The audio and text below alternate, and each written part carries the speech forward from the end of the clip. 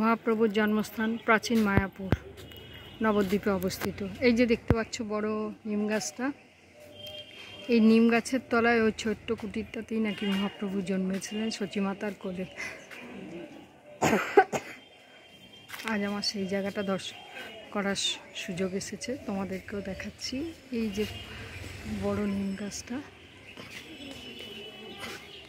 কত বছর আগে মহাপ্রভু আবির্ভাব হয়েছিল, সেই থেকে আজও দেখো এখনও পর্যন্ত নিম গাছটা কত সতেজ। একটু অসময়ে এসে পড়েছি বলে মন্দিরগুলো সবই বন্ধ রয়েছে।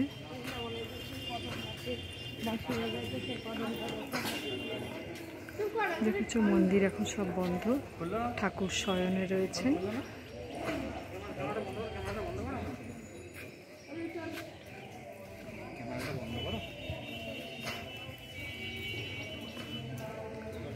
একটু ছোট্টর ওপর এখানে ক্যামেরা করা, ভিডিও করা বারণ, তাও একটু ছোট্টর ওপর তোমাদেরকে করে দেখালাম।